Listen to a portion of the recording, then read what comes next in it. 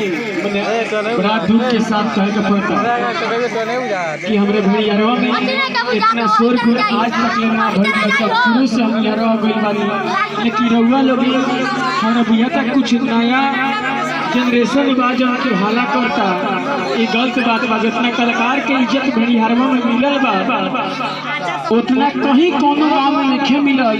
लेकिन ये सब करे में लोगन अच्छा बात नहीं जे भी बा आपन बा।